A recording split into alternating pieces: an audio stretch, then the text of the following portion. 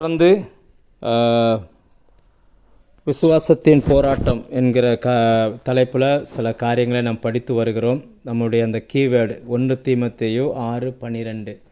விசுவாசத்தில் நல்ல போராட்டத்தை போராடு, நித்திய ஜீவனை பற்றிக்கொள், இதற்காகவே நீ அழைக்கப்பட்டாய். அந்த வேத வசனம் அப்போஸ்தலனாகிய பவுல் சிறைச்சாலையில் இருந்து தன்னால் வளர்க்கப்பட்ட ஊழியத்திற்கு பயிற்றுவிக்கப்பட்ட தீமோத்தேயுக்கு அதை எழுதுகிறார். அப்போ கடைசியாக எழுதும்போது இதை தான் சொல்லுகிறார், விசுவாசத்தின் நல்ல போராட்டத்தை போராடு. இந்த நாட்களில் ஒரு விசுவாசிக்கு இருக்கக்கூடிய போராட்டமே என்னென்னா விசுவாசத்தில் உள்ள போராட்டம் தான். இந்த ஒரு போராட்டத்தை சரியாய் போராடாதபடியினால தான் நம்முடைய வாழ்க்கையில் நிறைய பிரச்சனைகளை நாம் சந்தித்து கொண்டு வருகிறோம். நம்ம போராடு அப்படின்னு சொல்லும்பொழுது யாரோடு போராடுவது, அந்த எதிரிகள் யார் என்பதை குறித்து தான் நம்ம வேதத்திலிருந்து சில காரியங்களை நாம் பார்த்து வருகிறோம். தேவன் மனிதனுக்கு வைத்திருக்கிற ஏன் போராட சொல்லுகிறார், எதுக்காக இப்படி போராட சொல்லுகிறார்? நிறைய நேரங்களில் கிறிஸ்தவங்களுடைய எண்ணம் என்ன அப்படின்னா, கிறிஸ்தவ வாழ்க்கை என்பது ஏதோ பஞ்சமத்தில் நம்ம உறங்குவது போல் அப்படின்னு நினச்சிக்கிட்டு இருக்கிறாங்க. அப்படி இல்லை. நமக்கு தேவன் செய்ய வேண்டிய சில காரியங்கள் உண்டு, அவர் அதை கரெக்டாக செய்கிறார். நாம் செய்ய வேண்டிய சில காரியங்கள் உண்டு, நாம் அதை சரியாய் செய்ய வேண்டும்.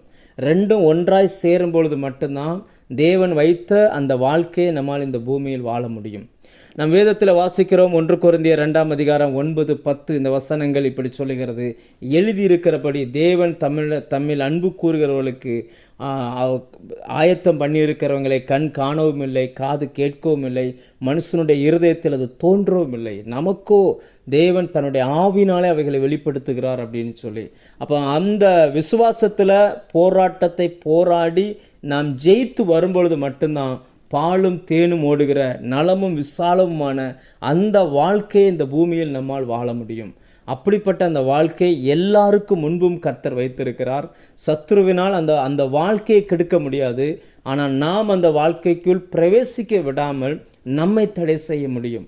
இப்போ அந்த போராட்டத்தை நாம் தான் போராட வேண்டும். ஆவியின் பட்டயத்தை நம்முடைய கரத்தில் கர்த்தர் கொடுத்திருக்கிறார். நாம் அந்த பட்டயத்தை எடுத்து போராடி அதிலிருந்து ஜெயம் பெற்றுக்கொள்ள வேண்டும். அப்படி போராட வேண்டுமானால் நம்முடைய எதிரி யார் என்பதை நாம் வேதத்திலிருந்து கண்டுபிடிக்க வேண்டும். அதுதான் யாத்ராகமம் 3:8 ஒரு 6 பெயர்கள் எழுதப்பட்டிருக்கிறது. அந்த ஒவ்வொரு பெயரும் எதை காட்டுகிறது என்பதை நாம் ஒவ்வொன்றாய் படித்து வந்தோம். முதல் பெயர் கானானியர் அப்படின்ற அந்த பெயர் வருகிறது. அப்படின்னா தாழ்வு மனப்பான்மையை அது அடையாளப்படுத்துகிறது. தாழ்ந்த பகுதியில் குடியிருக்கிறவர்கள். தாழ்வு மனப்பான்மை வந்துருச்சு அப்படின்னாச்சுன்னா அந்த மனுஷனால் விசுவாசத்தில் முன்னேற முடியாது. அதை ஜெயிக்கிறதற்கு கிறிஸ்துவுக்குள் நம்முடைய ஸ்தானம் என்ன என்கிறது அந்த அறிவை நாம் வளர்த்து கொள்ளும் பொழுது அந்த தாழ்வு மனப்பான்மை நம்மால் ஜெயிக்க முடியும். 2வது எதிரியாக ஏத்தியர் என்கிற பெயர் போடப்பட்டிருக்குது. அப்படின்னா பயம், அதாவது பாவம் செய்து வருகிற குற்ற உணர்வினால் உண்டாகிற அந்த பயம், தேவனை சந்திப்பதற்கான பயம், தேவ சமூகத்துக்கு வருவதற்கான அந்த பயம், அதை ஜெயிக்கணும் அப்படின்னாச்சுன்னா இயேசு கிறிஸ்து சிலுவையை பாவத்தை சுமந்து தீர்த்து நமக்காக தேவ நீதியை சம்பாதித்து வைத்திருக்கிறார். அந்த நீதியில் நாம் நடக்கும் பொழுது இந்த பயத்தை இந்த உலகத்திலிருந்து நம்மால் மேற்கொள்ள முடியும். 3வது எமோரியர்கள், அதாவது உயரத்தில் இருந்து சத்தமிட்டு கூப்பிடுகிறவன். இன்றைக்கி உலகம் கடந்த காலத்தை பற்றி நம்மகிட்ட பேசிக்கிட்டு இருக்குது, நிகழ்காலத்தை குறித்து பேசிக்கிட்டு இருக்குது, எதிர்காலத்தை குறித்து பேசிக்கிட்டு இருக்குது. அவ்வளவும் தோல்வியை குறித்து இருக்கிற சூழ்நிலையை கண்ணு முன்னாடி காமிச்சு பேசிக்கிட்டு இருக்குது. நாம் அதை நம்பாதபடிக்கு கர்த்தருடைய வார்த்தை என்னுடைய கடந்த காலத்தை பற்றி என்ன சொல்லுது, கர்த்தருடைய வார்த்தை இன்னைக்கு நிகழ்காலத்தை குறித்து என்ன சொல்லுது, கர்த்தருடைய வார்த்தை எதிர்காலத்தை குறித்து என்ன சொல்லுது என்கிற அந்த அறிவை வளர்த்து கொள்ளும் பொழுது இந்த எதிரியை நம்மால் ஜெயிக்க முடியும். கடைசியாக நம்ம பார்த்துருந்தோம், பெருசியர், மதில் இல்லாத மனநிலையை கொடுக்கிறவர்கள். எப்போவுமே ஒரு பாதுகாப்பு இல்லாத ஒரு சூழ்நிலையை, மனநிலையை நமக்குள்ள உருவாக்க நினைக்கிறவங்க. இதிலிருந்து தப்புவதற்கு தான் நீதிமான், கர்த்தருடைய நாமம் பலத்த துருகம், நீதிமான் அதற்குள் ஓடி சுகமாயிருப்பான். அந்த கர்த்தருடைய நாமம்னா என்ன, இயேசு எப்படி நமக்காய் கர்த்தராய் மாறினார், ஆதியாகமம் தொடங்கி அந்த நேம் எப்படியெல்லாம் மாற்றப்படுகிறது, பிசாசு உச்சரிக்காத அந்த நாமம், இதெல்லாம் நம்ம கடைசியாக நம்ம பார்த்தோம். இன்றைக்கு அதனுடைய 5வது எதிரியை நான் உங்களுக்கு காட்டித்தர விரும்புகிறேன். அவனுடைய பெயர் ஏவியர் அப்படின்னு போட்டிருக்கு, ஏவியர்கள் அப்படின்னு போட்டிருக்கு. அதனுடைய ஆணிவேர், அந்த ரூட் வேர்டு எங்கேருந்து வந்திருக்குன்னு எபிரேய மொழி, ஏன்னா அது எபிரேயத்தில் தான் எழுதப்பட்டது. தேவன் மோசேக்கு சீனாய் மலையில் உட்கார்ந்திருந்து சொல்ல சொல்ல மோசே எழுத ஆரம்பித்தார். அப்போ அவர் சொல்லி சொல்லி எழுதினதுனால அது எபிரேய மொழியில் தான் எழுதப்பட்டது. அதனுடைய அந்த ஆணிவேர், அந்த ரூட் எங்கே, அந்த வேர் எங்கேருந்து வந்துச்சு அப்படின்னு பார்த்தீங்கன்னா, ஏவியர்கள் அப்படின்றதுக்கு சரியான அர்த்தம் ஈவ், அதாவது ஏவாள் அப்படின்ற பதத்தை பயன்படுத்தியிருக்கிறாங்க.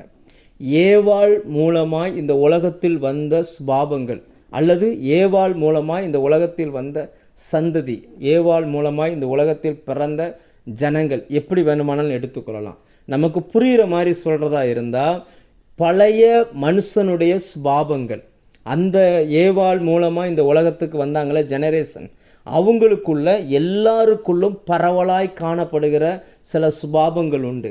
அந்த சுபாவங்களை நாம் ஜெயிக்கும் பொழுது மட்டும்தான் விசுவாசத்தில் அடுத்த லெவலுக்கு போக முடியும். அந்த சுபாவம் நம்மக்கிட்ட இருக்கிற பட்சத்தில் நம்மளால் விசுவாசத்தில் முன்னேறி போக முடியாது. அது எங்கே இருக்குது, அது எப்படிப்பட்டது என்பதை இயேசு பேச ஆரம்பித்தார். மார்க் 7ஆம் அதிகாரம் எடுத்தோம் அப்படின்னாச்சுன்னா 20-21 அதிலிருந்து அந்த வசனம் வருகிறது. மனுஷனுக்குள்ளே இருந்து புறப்படுகிறதே மனுஷனை தீட்டுப்படுத்தும். எப்படி எனில், மனுஷருடைய இருதயத்திலிருந்து பொல்லாத சிந்தனைகளும் விபச்சாரங்களும் வேசித்தனங்களும் கொலைபாதகங்களும் களவுகளும் பொருளாசைகளும் துஷ்டத்தனங்களும் கபடும் காமவிகாரமும் வன்கண்ணும் தூசணமும் பெருமையும் மதிகேடும் புறப்பட்டு வரும். பொல்லாங்கானவைகளாகிய இவைகளெல்லாம் உள்ளத்திலிருந்து புறப்பட்டு மனுஷனை தீட்டுப்படுத்தும் என்றார். ஆண்டவர் சொன்னார், மனுஷனுடைய உள்ளத்திலிருந்து புறப்படும். எந்த மனுஷனுடைய உள்ளத்திலிருந்து அப்படின்னு பார்த்தீங்கன்னா, ஏவாள் மூலமாக இந்த உலகத்துக்கு பிறந்து வந்தாங்களே, ஏவாள் பிரசவித்து குழந்தையை பெற்றெடுத்தாங்களே, பாவம் செய்த பிறகு தான் ஏவாள் கர்ப்பவதி ஆகுறாங்க. அதன் பிறகு பெற்றெடுத்த அந்த ஜெனரேஷன், அந்த மனுஷனுக்குள்ள எல்லாருடைய இருதயத்திலும் ஒளிந்து இருக்கக்கூடிய இந்த சுபாவம். நாம் அங்கு தான் இருந்தோம், அங்கிருந்து இப்போ இங்கே வந்திருக்கிறோம். ஆனால் இன்னும் நம்ம சில நேரங்களில் இவைகள் காணப்படுகிறது. ஆனால் நமக்குள் என்ன இப்போ, அதாவது என்னன்னா, இந்த சுபாவம் ஏவாளுடைய சுபாவம். ஆனால் வேதம் நம்ம எப்படி சொல்லுகிறது? நம்ம அந்த பாடல் பாடும்போது கூட அருமையான ஒரு வரி எழுதியிருந்தாங்க. அதாவது என்னென்னா, இவ்வளவு பெரிதான ரட்சிப்பு அப்படின்ற வார்த்தை. ஏன் வேதத்தில் இவ்வளவு பெரிதான ரட்சிப்புன்னு சொல்கிறாங்க அப்படின்னா, இந்த ஏவாளின் இந்த சுபாவத்தை மேற்கொள்வதற்கு தேவன் நமக்கு கொடுத்துருக்கிற அந்த ஆயுதம் என்ன? 2 கொரிந்தியர் 5ஆம் அதிகாரம் 17ஆம் வசனம் வாசித்தோம்னா, ஒருவன் கிறிஸ்துவுக்குள் இருந்தால் புது சிருஷ்டியாக இருக்கிறான், பழையவைகள் எல்லாம் ஒளிந்து போய, எல்லாம் புதிதாயின அப்படின்னு சொல்லுது. அப்படின்னா நம்ம கிறிஸ்துவுக்குள்ளே ரட்சிக்கப்பட்டு என்றைக்கு வந்தோமோ அன்னைக்கே நம்முடைய பழையது எல்லாம், அதாவது ஆதாம் ஏவாள் மூலமாய் நமக்குள்ளே டிரான்ஸ்ஃபர் ஆகி கடந்து வந்த அந்த சுபாவம் எல்லாமே ஒளிந்து போயினன்னு கர்த்தருடைய வார்த்தை சொல்லுகிறது. இன்றைக்கி பிரச்சனை என்னென்னா, இந்த மாற்றத்தை நாம் புரிந்து கொள்ள வேண்டும். நாம் ரட்சிக்கப்படும் பொழுது நம்முடைய உள்ளான மனுஷனில் எப்படிப்பட்ட மாற்றங்கள் வந்தது என்பதை நாம் என்றைக்கு புரிந்து கொள்கிறோமோ அன்றைக்கு அவைகள் நமக்குள்ளிருந்து வேலை செய்ய ஆரம்பிக்கும். முழு உலகத்தையும் நீங்கள் பார்த்தீங்கன்னா, மார்க் 7ஆம் அதிகாரத்தில் எழுதப்பட்ட அந்த சம்பவங்கள் நடந்துக்கிட்டே இருக்குது. மனுஷன் தான் பிழைக்கணும்னு நினைக்கிறான், தான் வாழ்கிறதுக்காக என்ன வேணாலும் செய்கிறான். அந்த பொறாமை, பெருமை, வன்கண், மற்றவர்களை ஏமாற்றி பிழைக்கிறது, ஏதோ ஒன்று எப்படினாலும் சரி நமக்கு காரியமாக வேண்டும். அதை தான் உலகத்தில் இருக்கிற எல்லாருமே நினைக்கிறாங்க. அவர்கள் வேற, நாம் வேற. இந்த மாற்றத்தை நாம் புரிந்து கொள்ள வேண்டும். நான் பழைய வண்டி வச்சுருந்தேன், பழைய யமஹாவில் ஒரு ஸ்கூட்ரு, பழைய வண்டி 2014 வாங்கியிருந்தது வச்சுருந்தேன். சில குறிப்பிட்ட நாட்களில் அந்த வண்டி கொஞ்சம் கம்ப்ளைண்ட் ஆன உடனே அதை சரி பண்ண முடியலை. சரி பண்ணுறதுக்கு அவங்க 18,000 ரூபா கேட்டாங்க.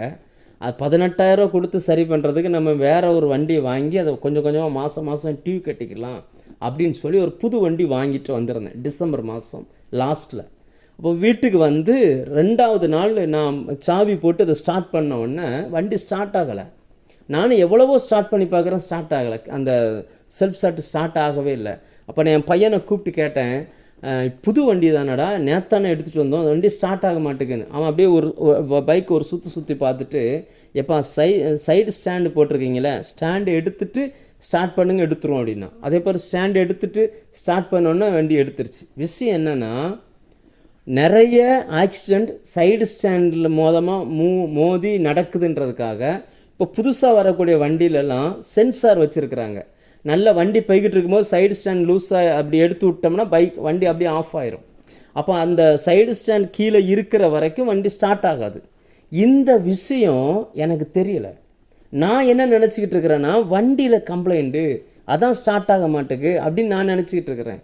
ஆனால் விஷயம் உண்மை என்ன அப்படின்னாச்சுன்னா, அந்த வண்டி ஏன் எப்போ இயங்கும் எப்போ இயங்காதுன்ற அந்த நாலேஜ் எனக்கு இல்லாமலே போச்சு. அதனுடைய விளைவு தான். அதே போல தான் நமக்குள்ள புது சிருஷ்டியை தேவன் வைத்திருக்கிறார். அந்த புது சிருஷ்டி எப்போ ஆப்ரேட் ஆகுன்றது நமக்கு தெரியாததுனால நம்ம இன்னும் அந்த பழைய எண்ணங்கள் நமக்குள்ள சில நேரம் வந்து போகுது. நம்ம எல்லாம் வராட்டாலும் சிலது வந்து போயிட்டு இருக்குது. நம்ம அதையே நினச்சிக்கிட்டு இருக்கிறோம். அதனால தான் நம்ம விசுவாச வாழ்க்கையில் ஒரு படி முன்னேறி போக முடியலை. சில நேரங்களில் நம்ம நினைக்கிறோம், எனக்கு ஏன் இந்த பிரச்சனையில் விசுவாசம் வரமாட்டேங்குது, எனக்கு ஏன் இப்படி இக்கட்டான நேரம் வரும்பொழுது நான் நல்லா பண்ணுறேன், நல்லா ஜெபிக்கிறேன், எல்லாம் ஓகே, ஆனால் எனக்கு விசுவாசம் வந்து பெருசாக வரமாட்டேங்குது, என்னால் தனித்து நிற்க முடியலையே, என்ன காரணம் அப்படின்னா நம்ம புது சிருஷ்டி என்பதை நாம் புரிந்து கொள்ளவில்லை. ஒருவர் கடலூரில் பாண்டிச்சேரிக்கு பஸ் ஏறக்கா நின்றுட்டு இருந்தவர் ஒரு 1.5 மணி நேரத்துக்கு மேலே நின்று பார்க்குறாரு. ரொம்ப டயர்டாயிட்டார். டயர்டாகி பக்கத்தில் இருக்கிற ஆள்கிட்ட சொல்கிறாரு, பாண்டிச்சேரிக்கு ஒரு பஸ்ஸு கூட வரலங்க அப்படின்னு. அந்த ஆள் சொல்கிறாரு, ஐயா 1 நிமிஷத்துக்கு ஒரு பஸ்ஸு போய்கிட்டு இருக்குது, என்ன எப்படி சொல்கிறீங்க அப்படின்னு. நான் 1.5 மணி நேரமாக நிற்கிறேன், ஒரு வண்டி கூட பாண்டிச்சேரி போர்டு போட்டு வரல அப்படின்ட்டுருக்கார். அப்போ அந்த நபர் சொன்னாராம், பாண்டிச்சேரின்ற பேரை புதுச்சேரின்னு மாற்றிட்டாங்க அப்படின்னு. இப்போ இவர் என்ன நினச்சிக்கிட்டு இருக்காரு, பாண்டிச்சேரின்ற போர்டில் வரும்னு. எல்லா பஸ்ஸுமே புதுச்சேரி போர்டு போட்டு வந்துக்கிட்டு இருக்குது. அப்போ இதிலேருந்து நம்ம என்ன தெரிஞ்சுக்கிறோன்னா, இந்த மாற்றத்தை நாம் புரிந்து கொள்ள வேண்டும். என்றைக்கு இயேசு கிறிஸ்துவுக்குள் நாம் ரட்சிக்கப்பட்டோமோ, என்றைக்கு அவரை ஏற்றுக்கொண்டு அவருடைய சொந்த பிள்ளையாய் மாறி கர்த்தர் என்கிற அந்த நாமம் நம்மை சுற்றி பாதுகாக்க ஆரம்பித்ததோ, அப்படியே நம்முடைய உள்ளான மனுஷன் வந்து புதுப்பிக்கப்பட்டு விட்டான். அந்த புதுசான அந்த பழைய சுபாவம் கம்ப்ளீட்டாக, அந்த ஏவாளுடைய பழைய சுபாவம் கம்ப்ளீட்டாக அது வெளியில் போயிடுச்சு. இப்போ நமக்குள்ள புதிதான சுபாவங்களை கர்த்தர் வைத்திருக்கிறார். எப்படி அந்த பழைய சுபாவம் உள்ள மனுஷன் பிறக்கும் போதே யாரும் அதை சொல்லி கொடுக்கறதில்ல. வளர வளர வளர அந்த உள்ளுக்குள்ளே இருந்து அந்த சுபாவம் அவனுக்குள்ளேருந்து எப்படி புறப்பட்டு வெளியில் வந்துச்சோ, அதே போல் கிறிஸ்துவுக்குள் பிறந்த மனுஷனுக்குள்ளேயும் கிறிஸ்துவுக்குரிய அந்த சுபாவம், தெய்வீக அன்பு, தெய்வீக கிருபை, பரிசுத்தம், இந்த தெய்வீக ஞானம், இதெல்லாம் ஆட்டோமேட்டிக்காகவே வரும். தேவன் அப்படிப்பட்ட ஒரு தன்மையை நமக்குள்ளே வச்சிருக்கிறார். நான் அதை குறித்து தான் உங்களோடு கூட நான் பேச விரும்புகிறேன். புது சிருஷ்டிக்குடைய சுபாவம் தானாகவே வரும். பழைய சிருஷ்டியாக நம்ம இருக்கும்போது பழைய சிருஷ்டிக்குற சுபாவம் எப்படி நம்ம ஆட்டோமேட்டிக்காக அந்த தவறாக நம்ம வாசித்தோமே மார்க் 7ஆம் அதிகாரத்தில் இதெல்லாம் வளர்த்து கொள்வதற்கு நம்ம எதுவுமே செய்யலை. அதுவாக வந்தது போல் புது சிருஷ்டிக்கான சுபாவமும் நமக்குள்ளே வர ஆரம்பிக்கும். ஆனால் தேவன் இதெல்லாம் எங்கே வச்சிருக்கிறார், எப்படி நமக்குள்ளே இதை ஆப்ரேட் பண்ணுறது, எப்படி நம்ம அதை அனுபவிக்கிறது என்பதை குறித்து மட்டும் நான் உங்களோடு கூட இன்றைக்கு நான் பேச விரும்புகிறேன். எப்படி ஆண்டவர் அதை நமக்குள்ளே செய்கிறார். ஒரு வசனத்தை வாசிக்கிறேன். எசேக்கியேல் 36ஆம் அதிகாரம் அதில் 25ஆம் வசனத்திலிருந்து நான் உங்களோடு கூட இந்த வசனத்தை வாசிக்க விரும்புகிறேன். அப்பொழுது நான் உங்கள் மேல் சுத்தமான ஜலம் தெளிப்பேன், நான் உங்களுடைய எல்லா அசுத்தங்களையும் உங்களுடைய எல்லா நரகலான விக்கிரகங்களையும் நீக்கி உங்களை சுத்தமாக்குவேன், நீங்கள் சுத்தமாவீர்கள். இப்போ சுத்தமாக்குவேன், சுத்தம் ஆவீர்கள் அப்படின்றாரே. அது எங்கே நடக்கும் அப்படின்னா சரீரத்தில் இல்லை. சரீரத்தில் வெளியில் வந்து நம்மளாலே சுத்தமாக்கி கொள்ள முடியும், அதற்கு தேவன் தேவையில்லை. அவர் எங்கே சுத்தமாக்குவார் என்றால் நம்முடைய உள்ளான மனுஷனில், நமக்குள் நம்மால் சரிப்படுத்த முடியாத ஒன்றை அவர் நமக்குள் சரிப்படுத்துவார். சரி, அடுத்த வசனம் என்ன சொல்லுது அப்படின்னாச்சுன்னா, உங்களுக்கு நவமான இருதயத்தை கொடுத்து உங்கள் உள்ளத்திலே புதிதான ஆவியை கட்டளையிட்டு கல்லான இருதயத்தை உங்கள் மாம்சத்திலிருந்து எடுத்து போட்டு சதையான இருதயத்தை உங்களுக்கு கொடுப்பேன். உங்கள் உள்ளத்திலே என் ஆவியை வைத்து உங்களை என் கட்டளைகளில் நடக்கவும் என் நியாயங்களை கைக்கொள்ளவும் அவைகளின்படி செய்யவும் பண்ணுவேன். உங்கள் பிதாக்களுக்கு நான் கொடுத்த தேசத்திலே நீங்கள் குடியிருப்பீர்கள், நீங்கள் என் ஜனமாய் இருப்பீர்கள், நான் உங்கள் தேவனாயிருந்து. ஆண்டவர் இந்த வசனத்தை மறுபடியும் நல்ல கவனமாக நிதானமாக வாசிங்கன்னா இது எல்லாமே எதிர்காலத்தில் செய்வதாக எழுதப்பட்டிருக்கும், எதுவுமே அந்த காலத்தில் இல்லை. நீங்கள் முடிக்கும்போது பாருங்கள், கொடுப்பேன், செய்வேன், செய்யவும் பண்ணுவேன், நீங்கள் என் ஜனமாக இருப்பீர்கள், அது எல்லாமே ஃபாஸ்ட் டென்ஸில் வருது, கடந்த காலத்து, அதாவது இனி வரப்போகிற நாட்களை குறிக்கிறது. அப்படின்னா அர்த்தம் என்ன அப்படின்னாச்சுன்னா, அவர் இந்த தீர்க்க தரிசனமாக கண்டு எழுதினாரே அந்த காலத்தில் நடக்கிற விஷயம் இல்லை, இது இனிமே வரப்போகிற ஒரு காரியத்தை எழுதினார். அப்படின்னா பழைய ஏற்பாட்டில் யாருக்குமே இந்த புது இருதயம், புது சிருஷ்டி கொடுக்கப்படலை. ஏன் அப்படின்னாச்சுன்னா, புது இருதயம் எப்போ கொடுக்கப்படும் அப்படின்னாச்சுன்னா, இயேசு சிலுவையில் மரித்த பிறகு, அவருடைய இரத்தத்தினால் நம்முடைய பாவங்கள் முழுவதும் கழுவப்பட்ட பிறகு, இரத்தத்தை சிந்தி நம்மை மீட்டு கொண்ட பிறகு, நம்முடைய எல்லா அக்கிரமத்தையும் அவர் நீக்கின பிறகு, கல்லான சதையை எடுத்து போட்டுட்டு, கல்லான அந்த இருதயத்தை எடுத்து வெளியில் போட்டுட்டு சதையான இருதயத்தை நமக்குள்ளே வைப்பாராம். ஒரு கல்லுக்கிட்ட பேசினா அந்த கல்லுக்கு ஒன்றுமே புரியாது, கல்லுக்கு செவி கிடையாது, கல் எந்த ரியாக்ஷனுமே பண்ணாது. அதனால் ஆண்டவர் என்ன பண்ணாருன்னா, பழைய ஏற்பாடில், பழைய காலத்தில் கிறிஸ்துவுக்கு முன்னாடி வாழ்ந்த மனிதர்கள் அந்த பழைய சுபாவத்தில் வாழ்ந்து வாழ்ந்து வாழ்ந்து அவங்க இருதயம் கல்லான இருதயமாக மாறிப்போச்சு, சுயநலமான ஒரு இருதயமாக மாறிப்போச்சு. எல்லாத்தையும் எடுத்து போட்டுட்டு புது இருதயத்தை இன்றைக்கு நமக்குள்ளே கர்த்தர் வைத்திருக்கிறார். அதான் அந்த இருதயத்தை பாவம் மேற்கொள்ளவே முடியாது. அப்பேற்பட்ட அந்த தன்மையை, புது இருதயத்தையும் புதிய ஆவியும் கொடுத்துருக்கிறார். ஆனால் இன்றைக்கி பிரச்சனை என்னென்னா, இதெல்லாம் நமக்குள்ளே இருக்கான்றதை நம்ம கண்டுபிடிக்கணும். அதான் பெரிய விஷயம். எப்படி நடக்கும் அப்படின்னா, நாம் எப்போவுமே நான் ஒரு புது சிருஷ்டின்றதை நம்ம அறிக்கையிட்டதே கிடையாது. தேவன் மனுஷனை எப்படி சிருஷ்டித்தார், எப்படி அவனுடைய வாழ்க்கை மாற்றணும்னு எப்படி பிளான் வச்சார் அப்படின்னு பார்த்தீங்கன்னா, நீங்கள் பைபிளை கவனமாக படித்து பாருங்கள்.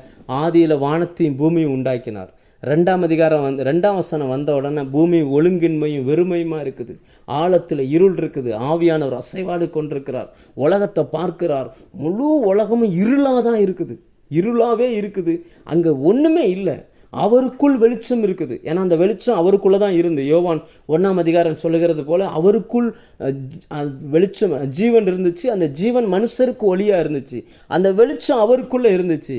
அப்போது அந்த உலகத்தில் இருளே, எல்லாம் இருள், எங்கும் வெளிச்சம் இல்லை. அப்போ அந்த வெளிச்சத்தை கொண்டு வருவதற்கு அவர் ஒன்றை செய்தார். சும்மா இருக்கலை, டக்குன்னு வாயை திறந்து பேச ஆரம்பித்தார்.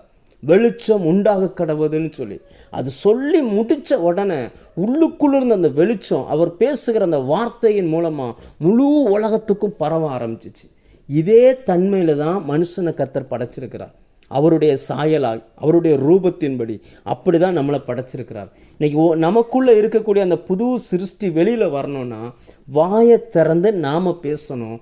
நான் புது சிருஷ்டி, நான் பழைய மனுஷன் கிடையாது, நான் புது சிருஷ்டியாக இருக்கிறேன், எனக்குள்ளே இருக்கிறதெல்லாம் புதுசாகவே இருக்குது, கிறிஸ்து அவருடைய சுபாவத்தை எனக்கு கொடுத்துருக்கிறாரு, இந்த பூமியில் நான் தேவனுடைய பிள்ளையாக இருக்கிறேன் அப்படின்ற வார்த்தையை நாம் பேசணும். நாம் பேசுகிறத நம்முடைய காது கேட்கும். நம்ம காது எதை கேட்குதோ அது நம்மளை சுற்றி உருவாக ஆரம்பிக்கும். நீங்கள் முழு உலகத்தையும் பாருங்கள், உலகம் எப்படி இருக்குன்னா முழுவதும் தோல்வியிலையும் விழுந்து போன தன்மையிலும் இருக்குது. உலக மனுஷர்கள் நினைச்சாலும் அந்த சுபாவத்தை மாற்ற முடியாது. ஏனென்றால் அவர்கள் புது சிருஷ்டி கிடையாது, எல்லாருமே பழைய சிருஷ்டி தான். எந்த மனுஷன் ரட்சிக்கப்பட்டிருக்கானோ அவனுக்குள்ள மட்டும்தான் தேவன் இந்த புது சிருஷ்டியை வச்சிருக்கிறார். அவனால் மட்டும்தான் அந்த புது சிருஷ்டியை வெளியில் கொண்டு வர முடியும். அவங்களால மட்டும்தான் புது சிருஷ்டியின்படி தன் வாழ்க்கையை அமைத்து கொள்ள முடியும். இன்றைக்கி நாம் பழைய சிருஷ்டியாக இருக்கிறோமா, புது சிருஷ்டியாக இருக்கிறோமா அப்படின்றத தான் இந்த ராத்திரி இந்த மத்தியான வேளையில் நாம் நினைத்து நாமே சரிப்படுத்த வேண்டியதை சரிப்படுத்தி கொள்ள வேண்டும். நீங்கள் விரும்புகிறீங்களோ விரும்பலையோ, கர்த்தருடைய வார்த்தை என்ன சொல்லுதோ அதுதான் நிஜம். சில நேரங்களில் ஒரு ஒரு ரெண்டு மாதம் இருக்குன்னு நினைக்கிறேன், சில நாள் திடீர்னு ஸ்னோ வந்துச்சு இல்லையா, ரொம்ப பனிப்பொழிவு நடந்துச்சு இல்லையா. சில நேரங்களில் ஸ்னோ வரும்பொழுது நமக்கு பகல் போலவே தெரியாது, விடியாதது போலவே இருக்குன்னு வச்சுக்கோங்க. விடியாதது போலவே இருக்குது. ஆனால் கடிகாரத்தில் மணி 11 காட்டுது, காலையில் 11 காட்டுது. வெளியில் எட்டி பார்க்குறீங்க, அப்படியே காலை ஒரு 5 மணி 6 மணி 7 மணி அந்த டயத்தில் இருக்குது. மணி 6 மணி இருக்கிற மாதிரி தான் இருக்குது. ஆனால் கடிகாரம் 11 காட்டுது அப்படின்னாச்சுன்னா எது உண்மை அப்படின்னா, உங்கள் கண் பார்க்குற அந்த இது உண்மை இல்லை. கடிகாரம் எதை காட்டுதோ அதுதான் உண்மை. அதே போல தான் கர்த்தருடைய வார்த்தை நம்மை பார்த்து சொல்லுகிறது புது சிருஷ்டி. அந்த ஏவாளின் அந்த சுபாவம் அதை மேற்கொள்ளணும் அப்படின்னாச்சுன்னா, நமக்குள்ள ஆண்டவர் எதை வச்சார்னா புது சிருஷ்டி என்கிற ஒரு தன்மையை வச்சார். நான் புது சிருஷ்டி, கிறிஸ்துவினுடைய அந்த எல்லா சுபாவமும் எனக்குள் இருந்து அது வெளிப்படும். இன்றைக்கி உலகத்தில் நீங்கள் வேலை செய்கிறீங்க, நீங்கள் வேலை செய்கிற இடத்துல நீங்கள் ரட்சிக்கப்பட்டவங்களாக இருக்கிறீங்கன்னா நீங்கள் புது சிருஷ்டியாக இருக்கிறீங்க. ரட்சிக்கப்படாதவங்க கூட வேலை செய்கிறாங்கன்னா அவன் பழைய சிருஷ்டியாக இருக்கிறான். 2 பேருடைய சுபாவமும் வேறு வேறு, 2 பேருடைய சுபாவமும் வித்தியாசம்.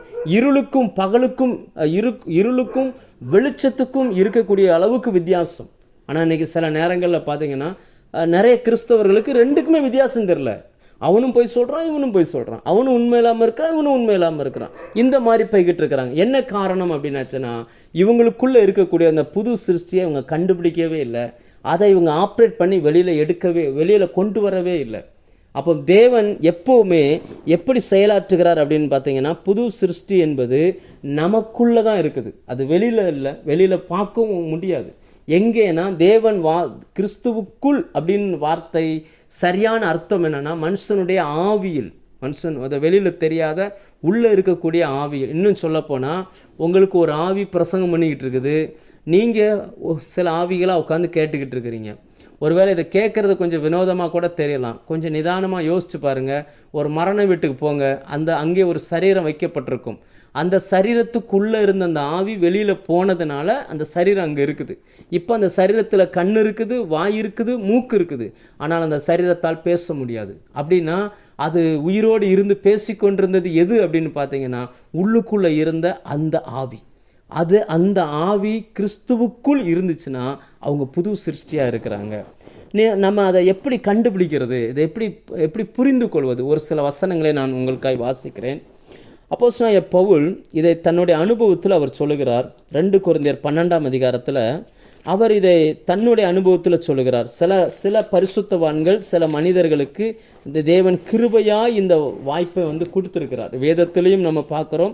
நாம் வாழ்ந்த அல்லது நமக்கு முன் வாழ்ந்த பரிசுத்தவான்களும் அநேகர் இதை சொல்லி நம்ம கேள்விப்பட்டிருக்கிறோம். அப்போஸ்தலனாகிய பவுல் இதை அழகாக எழுதுகிறார். 2 கொரிந்தியர் 12:2 நான் வாசிக்கிறேன். கிறிஸ்துவுக்குள்ளான ஒரு மனுஷனை அறிவேன், அவன் 14 வருஷத்துக்கு முன்னே 3ஆம் வானம் வரைக்கும் எடுத்துக்கொள்ளப்பட்டான். அவன் சரீரத்தில் இருந்தானோ சரீரத்துக்கு புறம்பே இருந்தானோ அதை அறியேன், தேவன் அறிவார். அந்த மனுஷன் பரதேசுக்குள் எடுக்கப்பட்டு மனுஷர் பேசப்பட்டதும் வாக்குக்கு எட்டாததுமாகிய வார்த்தைகளை கேட்டான் என்று அறிந்திருக்கிறேன். அவன் சரீரத்தில் இருந்தானோ சரீரத்துக்கு புறம்பே இருந்தானோ அதை அறியேன், தேவன் அறிவார். அப்படின்னா அர்த்தம் என்னன்னா, இவர் ஜோம் பண்ணிகிட்டே இருந்திருக்கும் பொழுது உள்ளுக்குள்ளே இருந்து அந்த மனுஷன் வெளியில், ஆவிக்குரிய மனுஷனை ஆண்டவர் வெளியில் எடுத்து அவனை 3ஆம் வானம் வரைக்கும் எடுத்துக்கொண்டார். நமக்கு புரிகிற மாதிரி பார்த்தீங்கன்னா, வெளிப்படுத்தல் 1ஆம் அதிகாரம் எடுத்து படிச்சிங்கன்னா, யோவானை தேவன் ஆவிக்கு உள்ள ஆக்கி பரலோகத்துக்கு கொண்டுட்டு போனார். பரலோகத்தில் போய் அங்கே நிறைய காரியங்களை நமக்கு அதை தரிசனத்தில் பார்த்து நமக்கு எழுதி வச்சிருக்கிறார். அப்போ போனவர் சரீரத்தில் போயிருப்பாரா அப்படின்னா சரீரத்தில் இல்லை. அப்போ உள்ளே இருக்கிற மனுஷன் எப்படி இருப்பான் அப்படின்னு பார்த்தீங்கன்னா, நமக்கு எப்படி கையும் காலும் கண்ணும் மூக்கும் இருக்குதோ இதே மாதிரி தான் நமக்குள்ளே இருக்கிற மனுஷனுக்கும் இருக்கும்.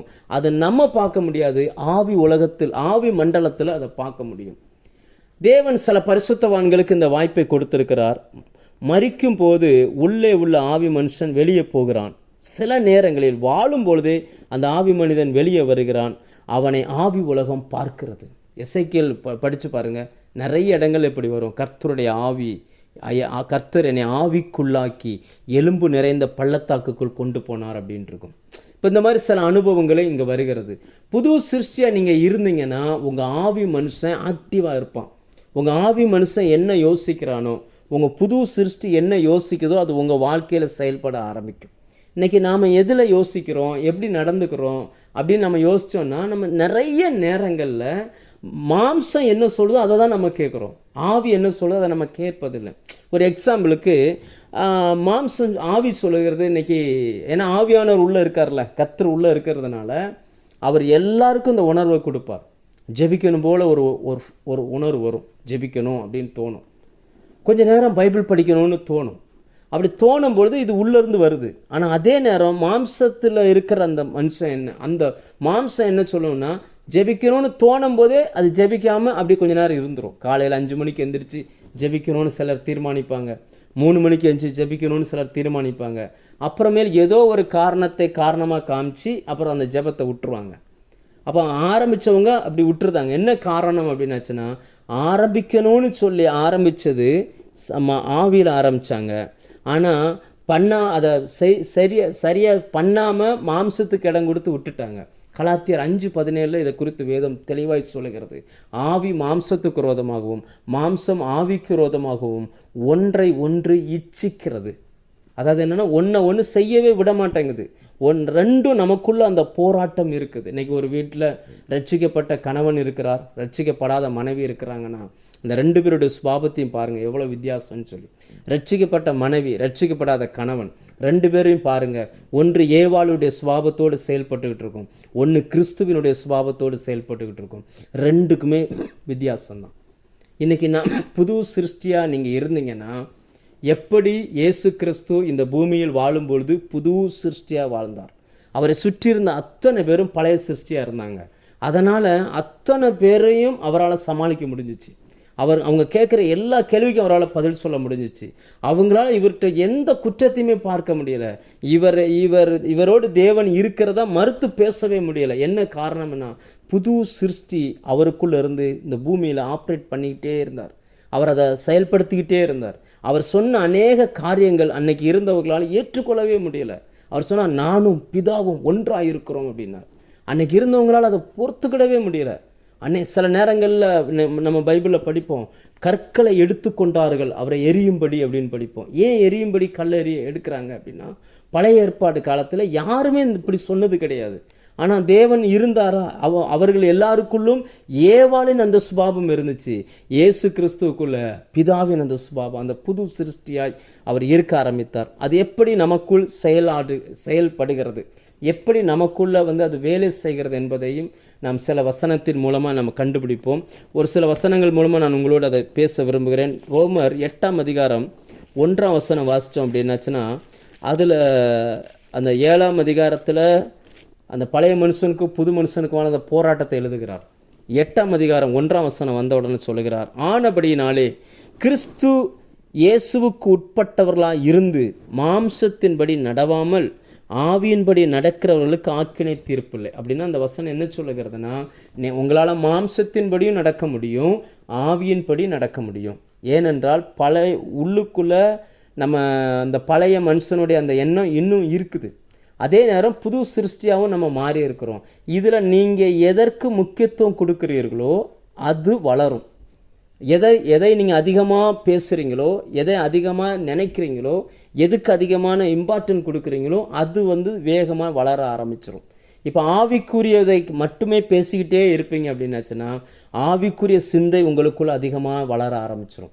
நீங்கள் மாம்சத்துக்குரியதே அதிகமாக பேசிக்கிட்டு இருக்க ஆரம்பிச்சிங்கன்னா, மாம்சத்துக்குரிய சிந்தை அதிகமாக வளர ஆரம்பிச்சிடும். 24 மணி நேரத்துக்குள், ஒரு நாளைக்குள் ஒரு மனுஷன் ஆவிக்குரியவனாகவும் கம்ப்ளீட்டாக மாம்சத்துக்குரியவனாகவும் மாற முடியும், கம்ப்ளீட்டாக ஆவிக்குரியவனாகவும் மாற முடியும். எங்கே இருக்குது இந்த விஷயம் அப்படின்னாச்சுன்னா, நாம் எதன்படி நடக்கிறோம் அதை பொறுத்து நமக்குள்ளே இருக்குது. நிறைய நேரங்களில் மாம்சம் சொல்லுகிறது தான் உலகம் கேட்குது. உலகம் எப்போவுமே அப்படி தான் கேட்கும். ஏன்னா அவனுக்குள்ள ஆவியானவர் இல்லை, அவங்களால அதை கண்டுபிடிக்கவும் முடியாது, அதை சொல்லவும் முடியாது. ஆனால் ரட்சிக்கப்பட்ட உங்களுக்குள்ளும் எனக்குள்ளும் கர்த்தர் இருக்கிறார். அவர் இருக்கிறதுனால தான் நம்முடைய சுபாவம் மாறி இருக்குது. அவர் இருக்கிறதுனால தான் நம்மளால் சத்துருக்களை நேசிக்க முடியுது. அவர் இருக்கிறதுனால தான் நமக்கு தீங்கு செய்கிறவர்களுக்காய் நாம் ஜெபிக்க முடிகிறது. அவர் இருக்கிறதுனால தான் முகம் தெரியாத மனிதர்களுக்காய் கண்ணீரோடு நம்மளால் ஜெபிக்க முடியுது. உலக மனுஷனை பாருங்கள், நான் பிழைச்சா போதும், நான் நல்லா இருந்தால் போதும், அவனுக்கு யாரை குறிச்சுமே கவலை இல்லை. அவங்க ஜெபிப்பதில்லை, தேவனை குறித்து தேடுகிறது இல்லை, வாழுகிற வரைக்கும் சந்தோஷமாக வாழ்ந்துட்டு போவோம் அப்படின்ற ஒரு மனநிலைக்குள்ளே இன்றைக்கி உலகம் போய்கிட்டு இருக்குது. இருக்கிற வரைக்கும் ஹாப்பினஸ்ஸாக இருந்துக்கிடுவோம், ஒன்றும் பிரச்சனை இல்லை, அது அப்புறம் பார்த்துக்கிடுவோம் அப்படின்னு நினைக்கிறாங்க. அப்புறம் பார்க்க முடியாது. தேவன் கொடுத்துருக்கிற அந்த வாழ்க்கையை இந்த பூமியில் வாழ வேண்டும். நமக்கு ஆயுசு முடிந்த பிறகு இன்னும் கொஞ்சம் நாள் கொடுங்க ஆண்டவரே, நான் பூமியில் போய் சரியாக வாழ்ந்துட்டு வாரேன்னு டைம் கேட்டால் தேவன் கொடுப்பதில்லை. இருக்கும்போதே ரட்சிக்கப்பட்டவர்கள் புது சிருஷ்டியை அனுபவிக்க பழகிக்கொள்ள வேண்டும். அந்த புது சிருஷ்டியில் நீங்கள் வாழலைன்னா ஏவாளின் பழைய சுபாவங்கள், அந்த ஜென்ம சுபாவங்கள் அல்லது அந்த ஏவியன் நம்மளை விசுவாசத்தில் வளர விடவே மாட்டான். அவன் நம்மளை விலத்தள்ளுறதுலே குறியாக இருப்பான். எப்போவுமே அந்த நம்ம கண்களுக்கு முன்னாடி மாம்சத்துக்குரியதை கொண்டு வந்து நிப்பாட்டுவான். நம்ம சிந்தனையில் மாம்சத்துக்குரியதை கொண்டு வருவான். உலக மனுஷனால் விட முடியாத நிறைய பழக்கங்களை ஆவிக்குரியவர்களால் விட முடியும். எப்படி செய்கிறார்கள் அப்படின்னு பார்த்தீங்கன்னா, உள்ளே இருக்கக்கூடிய அந்த புது சிருஷ்டியை அவங்க செயல்படுத்த உலகத்துக்குரியதை அவங்களால விட முடியும்.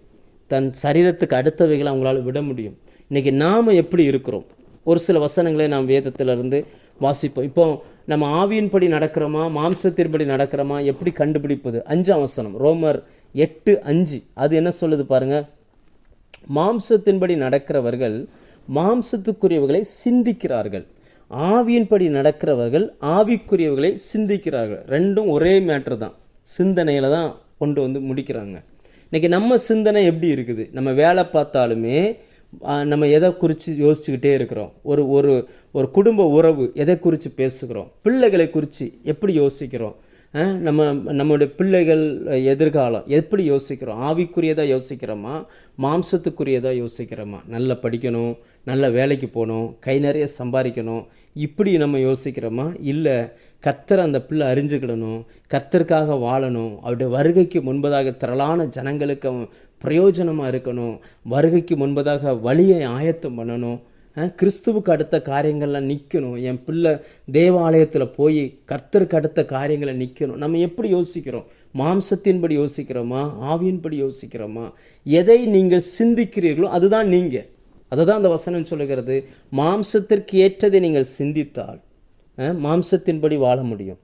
அந்த வசனம் மறுபடியும் வாசிக்கிறேன். மாம்சத்தின்படி நடக்கிறவர்கள் மாம்சத்துக்குரியவர்களை சிந்திக்கிறார்கள். அவங்க நினைப்பு ஃபுல் அண்ட் ஃபுல் மாம்சத்திலே தான் இருக்குது. சரீரத்து மாம்சீகமான உணர்வுகளுக்கு தீனி போடுகிறதா இருக்குது. அதனால தான் நிறைய நேரங்கள் அந்த பிளஸ்ஸிங்ஸ் ரொம்ப பிடிக்குது. ஏன்னா அது பூமியில் நல்ல செல்வ செழிப்பாக வாழலான்ற அந்த சப்தங்கள் கேட்கும் பொழுது நமக்குள்ளே என்னவோ பண்ணுது. ஆனால் கிறிஸ்துவுக்குள்ளே நம்ம வாழ்வதற்கு நம்ம சில காரியங்களை செய்யணும்னு நினைக்கும் பொழுது அதில் அவ்வளவு இன்ட்ரெஸ்ட் என்னவோ நிறைய பேருக்கு வரமாட்டேங்குது. ஆனால் வசனம் சொல்லுகிறது, ஆவியில் சிந்திக்கிறோமா, மாம்சத்தில் சிந்திக்கிறோமா? நம்முடைய சிந்தனைக்கு ஒரு பவர் இருக்குது. நாம் எதை யோசிக்கிறோமோ அதுதான் நம்மை சுற்றிலும் நடக்க ஆரம்பிக்கும். இயேசு அன்றைக்கு வாழ்ந்த நாட்களில் அவருடைய நினைவெல்லாம் எப்படி இருந்துச்சுன்னா, நானும் பிதாவும் ஒன்றாக இருக்கிறோம், நான் இந்த உலகத்துக்கு ஒளியாக இருக்கிறேன், நான் இந்த பூமிக்கு உப்பாக இருக்கிறேன். இன்றைக்கி நம்மளை கர்த்தர் அப்படி தாங்க வச்சுருக்கிறார். அவர் நடந்த அடிச்சுவட்டில் தான் நம்மளை நடக்க வைத்து கொண்டிருக்கிறார். உலகமே ஒரு பக்கமாக போய்கிட்டு இருக்குது, ஆனால் அவரை அறிந்தவர்கள் வேறொரு பக்கத்தில் நடக்க வேண்டும் என்பதற்காக 1 பேதுரு 2:19, 20, 21 வாசித்து பாருங்கள். அவருடைய அடிச்சுவடுகளில் நாம் நடக்கும்படி நமக்காய் மாதிரி பின்வைத்து போனார். அவர் நடந்த அந்த பாதையில் நடக்கும்படி நம்மை அழைத்திருக்கிறார். கிறிஸ்துவுக்குள்ளே எப்போவுமே அந்த சிந்தனை இருந்துக்கிட்டே இருந்துச்சு. ஒரு முறை யோவான் 4ஆம் அதிகாரத்தில் அவருக்கு சாப்பாடு வாங்குறதுக்காக சீசர்கள்லாம் போயிட்டாங்க. அவர் போயிட்டு வர்றதுக்குள்ளே அந்த பெண்ணிடத்தில் சுவிசேஷத்தை அறிவித்து அந்த பெண்ணு போய் ஊரையே கூட்டிகிட்டு வந்துட்டார்.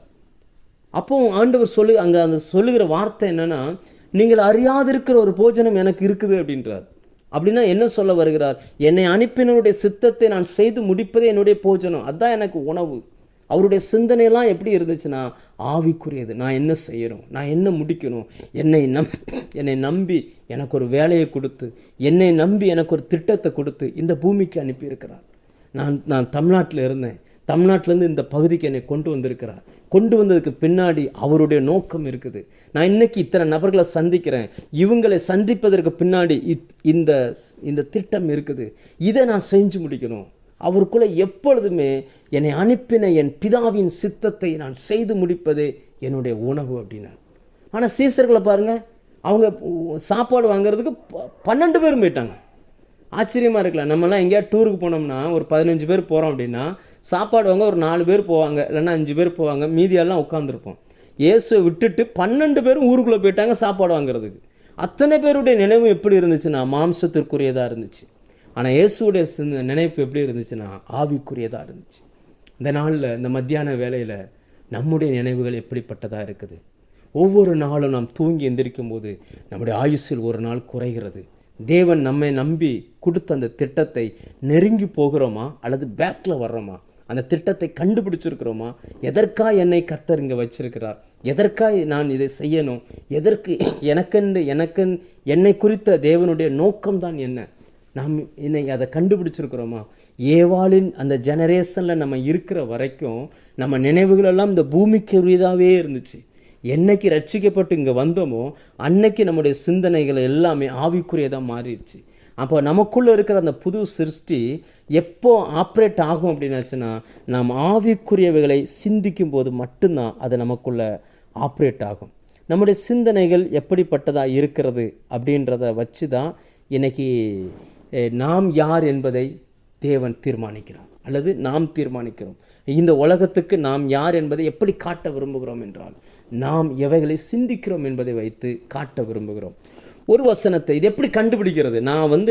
நான் சிந்திக்கிறது ஆவிக்குரியது தான், இல்லை நான் சிந்திக்கிறது மாம்சத்துக்குரியது தான்றதை எப்படி கண்டுபிடிக்கிறது அப்படின்றத ஒரு வசனத்தை வாசித்து நான் உங்களோடு கூட ஜோமணி முடிக்க விரும்புகிறேன். யோவான், இயேசு சொன்னார், யோவான் 6ஆம் அதிகாரத்தில் இதில் ஒரு நல்ல ஒரு வார்த்தையை எழுதி வச்சு நம்முடைய சிந்தனைக்காக 6:63 ஆவியை உயிர்ப்பிக்கிறது, மாம்சமானது ஒன்றுக்கும் உதவாது. நான் உங்களுக்கு சொல்லுகிற வசனங்கள் ஆவியாயும் ஜீவனாயும் இருக்கிறது. இப்போ நீங்கள் ஆவிக்குரியதை சிந்திச்சிங்கன்னா உயிர்ப்பிக்கப்படுகிறீர்கள், ஜீவன் வெளிப்படுகிறது. அந்த ஜீவன் உங்களுக்குள்ளே இருந்து உங்களை சுற்றி இருப்பவர்களையும் பற்றி பிடிக்கிறது. ஆனால் மாம்சத்துக்குரியவர்களை சிந்திச்சிங்கன்னா, இங்கே வசனம் சொல்லுகிறது, மாம்ச சிந்தை ஒன்றுக்கும் உதவாது. மாம்சமானது ஒன்றுக்கும் உதவாது. நீங்கள் மாம்சத்துக்குரியதையே சிந்திச்சுக்கிட்டு இருந்தீங்கன்னா ஒன்றுமே நடக்க மாட்டேங்குது. சில நேரங்களில் சில தேவ பிள்ளைகள் சொல்லுவாங்க, ஒன்றுமே நடக்க மாட்டேங்குது, என்னை சுற்றி என்ன நடக்குன்னே தெரியல, ஒன்றுமே நடக்க மாட்டேங்குது, நான் என்ன நினச்சாலும் நடக்க மாட்டேங்குது, ஒன்றுமே இஸ் வேஸ்ட், ஒன்றுமே நடக்க மாட்டேங்குது. எப்படி நடக்கும்? மாம்சம் ஒன்றுக்கும் உதவாது. மாம்ச சிந்தை உள்ளவர்களை வைத்து தேவன் எதுவுமே செய்ய முடியாது. ஏனென்றால் அந்த மாம்ச சிந்தை ஒன்றுக்குமே உதவாது. உயிர்ப்பிக்கணும் அப்படின்னாச்சுன்னா ஆவியின் சிந்தை வேணும். எப்படி ஆவியின் சிந்தையை மனுஷனுக்குள்ளே கொண்டு வர்றது? அந்த ஆவியின் சிந்தை எப்படி மனுஷனுக்குள்ளே வேலை செய்யணும்னா, அடுத்த வசனத்தில் அவர் சொல்லுகிறார், நான் உங்களுக்கு சொல்லுகிற வசனங்கள் ஆவியாயும் ஜீவனாயும் இருக்கிறது. அப்போ வசனத்தை அதிகமாக திங்க் பண்ணுங்க, நினைங்க, வசனத்தை அதிகமாக யோசிங்க. வசனம் இப்படி சொல்லுதே, நான் இப்படி இருக்கிறேன், வசனம் இப்படி சொல்லுதே. என் வாழ்க்கையில் இப்போ எல்லாமே எதிராக தான் இருக்குது. இப்போ பிள்ளைகள் நம்ம பேச்சு கேட்க மாட்டுறாங்க. ஆனால் ஆண்டவருடைய வார்த்தை சொல்லுகிறது, உன் பிள்ளைகள் எல்லாரும் கர்த்தரால் போதிக்கப்பட்டிருப்பார்கள். நீங்கள் எதை யோசிக்கணும்னா, என் பிள்ளை ஏன் கேட்க மாட்டான், மருமக சொல்லி கொடுத்துருப்பாளா, இல்லை என்னை பற்றி ஏதாவது தப்பாக தெரிஞ்சிருக்குமா, இல்லை அவன் வளர்ப்பு சரியில்லையா, இல்லை நான் தான் சரியாக சொல்லி இப்படியெல்லாம் யோசிக்கக்கூடாது. பிள்ளைகள் எல்லாரும் கர்த்தரால் போதிக்கப்பட்டிருப்பாங்கன்னு சொல்லியிருக்காரு. பிள்ளைகள் எல்லாரும் கர்த்தரால் போதிக்கப்பட்டிருப்பாருன்னு சொல்லியிருக்காரு. இந்த நினைப்பிலேயே நம்ம இருந்தோம்னா அது உயிர்ப்பிக்கும். உங்கள் பிள்ளைகளுடைய வாழ்க்கையை அது உயிர்ப்பிக்கும், உங்களுடைய வாழ்க்கையை அது உயிர்ப்பிக்கும். அநேக நேரங்களில் எங்கே தவறுகிறோம் என்றால், அந்த மாம்சத்திற்குரிய அந்த சிந்தை, அந்த ஏவாளுக்குரிய அந்த சிந்தை இன்னைக்கு மனுஷனுக்குள்ளே வந்து அதுதான் ஏவியன். அவன் பார்த்தீங்க அப்படின்னாச்சுன்னா, அந்த ஜென்ம சுபாவம் ப்ராக்டிக்கலாக எல்லாருக்குள்ளும் வரக்கூடிய அந்த உணர்வு, இதென்ன தப்பா, எல்லாரும் செய்கிறது தானே நானும் செய்கிறேன், இப்படி நாம் நினைக்கிறோம். அப்படி இல்லை. எல்லாரும் வேற, நீங்களும் நானும் வேற. நம்முடைய மாற்றம் சிலுவையில் நமக்காய் அவர் நம்மை பெற்றெடுத்திருக்கிறார். எல்லாருடைய நினைவுகள் வேறங்க. நாம் நினைவுகள் புதுப்பிக்கப்பட்டவர்கள், மறுரூபமாக்கப்பட்டவர்கள். விசுவாசத்தில் நீங்கள் போராடணும் அப்படின்னாச்சுன்னா உங்கள் சிந்தனையில் நீங்கள் போராடணும். என்னுடைய நினைவுகள், என்னுடைய சிந்தனைகள் டோட்டலாக வேறு. வசனத்தை அதிகமாக நான் நினைக்கிறேன். வாழ்க்கை எதிர்மறையாக தான் இருக்குது, ஆனால் நான் வசனத்தை தான் நம்புகிறேன். சூழ்நிலையை நான் பார்க்கலை, நான் வார்த்தையை தான் நான் நம்புகிறேன். கீழ்ப்படியாத உறவுகள் உங்களை சுற்றி இருக்கும் பொழுது இவன் ஏன் கீழ்ப்படியை மறுக்கிறான்றதை பார்க்கக்கூடாது. ஆண்டோடைய வார்த்தை என்ன சொல்லுகிறது? கர்த்தர், அதாவது நன்மையும் கிருபையும் என்னை தொடரும். அப்போ நான் என் ஜெனரேஷனை கர்த்தராகிய இயேசு கிறிஸ்து விசுவாசி, அப்பொழுது நீயும் உன் வீட்டாரும் ரட்சிக்கப்படுவீர்கள். நீங்கள் அந்த வாசனத்தை தான் நீங்கள் நினைக்கணும். நினைக்க அது உங்களை உயிர்ப்பிக்கிறதாய் மாறிவிடும். உயிர்ப்பிக்கிறதுனா தெரியும்ல, புதிதாய் ஒன்றை உருவாக்கக்கூடியது. ஒரு மரத்துக்குள்ளே உயிர் இருந்துச்சுன்னா புதிய புதிய இலைகள் வரும். இலைகள் அதில் பூ வர ஆரம்பிக்கும், காய் வர ஆரம்பிக்கும், கனி வர ஆரம்பிக்கும். ஆனால் அது மரித்து போய் இருந்துச்சுன்னா எந்த வளர்ச்சியுமே இருக்காது, அப்படியே இருக்கும். இந்த நாளில் நாம் எப்படி இருக்கிறோம் என்பதை இந்த மத்தியான வேளையில் நாம் கொஞ்சம் சிந்தித்து பார்ப்போம். கொஞ்சம் ஆழமான விஷயம். இது எவ்வளோ தூரம் உங்களுக்கு புரிஞ்சிருக்குன்னு எனக்கு தெரியலை. ஆவியானவர் சரியாய் உங்களுக்கு புரிய வைப்பாராக. நான் சொன்னதை மறுபடியும் சொல்கிறேன். உலகமே ஒரே போக்கில் போய்கிட்டு இருக்குது. மார்க் 7ஆம் அதிகாரத்தில் இயேசு சொன்னது போல. ஆனால் புது சிருஷ்டி, ஒருவன் கிறிஸ்துவுக்குள் இருந்தால் அவன் புது சிருஷ்டி. அவனுக்குள்ள பாவத்தை மேற்கொள்கிற தன்மையை கர்த்தர் வச்சிருக்கிறார். நீங்கள் நினச்சா பாவம் மேற்கொள்ளாத ஒரு வாழ்க்கையை வாழ முடியும்.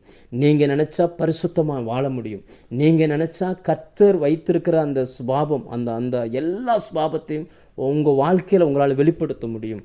அப்படிப்பட்ட ஒரு தன்மையை உங்களுக்குள்ளே வச்சிருக்கிறார். அதற்கு அவர் என்ன செய்ய சொல்கிறார் என்றால், தேவன் சொன்ன வார்த்தையை சிந்திக்க சொல்கிறார். அது அதிகமாக யோசிங்க. வேலை செஞ்சுக்கிட்டு இருக்கும்போது, பாத்திரம் கழுவும்போது, குளிக்கும்போது, வேலைக்கு போகும்போது, வாக்கிங் போகும்போது அதையே மைண்டில் நினச்சிக்கிட்டே இருங்க. அது உங்களை உயிர்ப்பிக்கும், விசுவாசத்தை தூண்டிவிடும். வசனம் கேள்வியினால் வரும், கேள்வி தேவனுடைய வார்த்தையினால் வரும். உங்களை அடுத்த கட்டத்துக்கு அது கொண்டுட்டு போயிடும். கர்த்தர் உங்களை ஆசீர்வதிப்பாராக.